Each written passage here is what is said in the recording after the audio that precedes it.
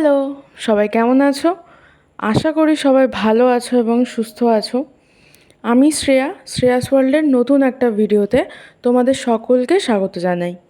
গত রবিবার অর্থাৎ 17ই আগস্ট মনসা পুজো ছিল। তো মনসা পুজো উপলক্ষে বাড়িতে একটু পুজো দিয়েছিলাম, তো সেটার ভ্লগই তোমাদের সাথে শেয়ার করব। প্রথমেই আমি শিব ঠাকুরের পুজো করে নিয়েছিলাম, তোমরা দেখতেই পাচ্ছ। তারপরে আমি হাত দিয়েছিলাম বাকি কাজে। আমি ছোটোবেলা থেকেই আমার মাকে যেভাবে পুজো করতে দেখেছি, আমিও সেইভাবেই পুজো করেছি, খুবই ছোট করে।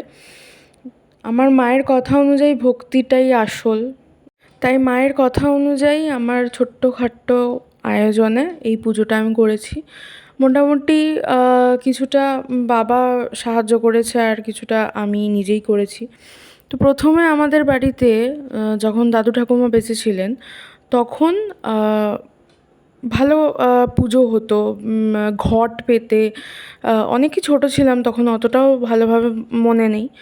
তো ঘট পেতে পুজো হতো। আর আমরা মানে আমার মা ওই কলা পাতায় ঠাকুরকে দুধ আর কলা অর্পণ করতো। ব্যাস ওইভাবেই আমরা পুজো করে আসছি, এখনও ওইভাবেই পুজো করেছি। যেহেতু আমাদের তুলসী মন্দিরের সামনে আমি পুজো দিয়েছিলাম, তাই জন্য ঘর থেকেই ঘট রেডি করে নিয়ে গেছিলাম আমি। মোটামুটি সব কিছু প্রসাদ, তারপর ফুল বেলপাতা যা সব কিছু সাজিয়ে গুছিয়ে একেবারে বাইরে নিয়ে গিয়ে আমি পুজো দিয়েছিলাম। কারণ বাইরে সেদিন খুবই জোরালো রোদ উঠেছিল এবং শরীরের সমস্যা, অর্থাৎ আমার মাইগ্রেন আছে, তাই জন্য রোদে খুব একটা বেশি সময় আমি থাকতে পারি না। তাই জন্য ঘরেই সব কিছু রেডি করে বাইরে নিয়ে গিয়ে খালি পুজো করেছিলাম। তো ঘট সাজানো আমার মোটামুটি কমপ্লিট। বাবা ফুল বেলপাতা এনে দিয়েছিল, তবে দেখলাম ফুল বেলপাতার মধ্যে পান পাতাটা মিসিং। তো পান পাতাটা ছাড়াই পুজোটা দিতে হয়েছিল, মানে ঘরটা সাজাতে হয়েছিল। কারণ ওই মোমেন্টে দাঁড়িয়ে এখন তো পান পাতা সবার বাড়িতে আমি গেলে পাবো না, কারোর বাড়িতেই এখন আমাদের এখানে কারোর বাড়িতে পাওয়া যাবে না। তো পান পাতা ছাড়াই আমাকে পুজোটা দিতে হয়েছিল আর কি, ঘরটা বসাতে হয়েছিল। তারপর আমি ঠাকুরকে প্রসাদের জন্য এই দুধ আর কলা আর একটুখানি নকুলদানা দিয়ে দিয়েছিলাম এই চড়াটির মধ্যে।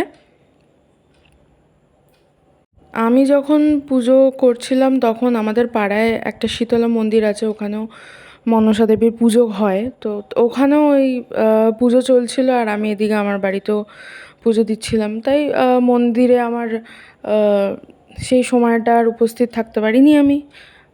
পরে গিয়ে আমি নমস্কার করে এসেছি। তো সেটার ক্লিপ আমি একদম প্রথমে তোমাদের সাথে শেয়ার করেছি। আমার পক্ষে তো আর পুরোটা করা সম্ভব হলো না। তো এই যে আমার যে জায়গাটায় আমি পুজো দিয়েছিলাম, আমার তুলসী মঞ্চ, আমার বাড়ির যে তুলসী মঞ্চ তার সামনে ঘরটা বসিয়ে নিয়ে একটা কলা পাতায় দুধ আর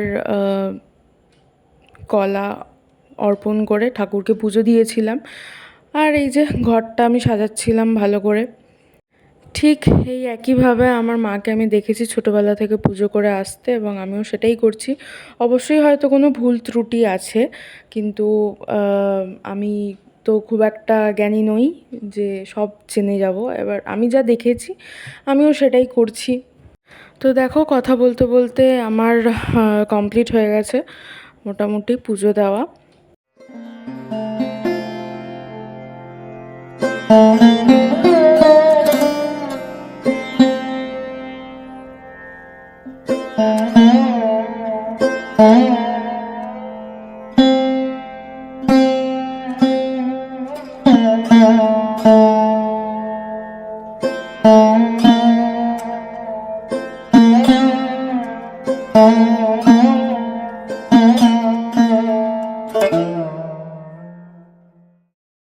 ধূপ আর প্রদীপ জ্বালিয়ে আরতি করে আমি আমার পুজো সম্পন্ন করেছিলাম। আর ভগবানের কাছে এটাই প্রার্থনা ছিল যে আমার পরিবারের সকলকে আর সবাইকে যেন তিনি ভালো রাখেন, আর তিনিও যেন ভালো থাকেন, সবাইকে সুস্থ রাখেন, আমাকে যেন আশীর্বাদ করেন।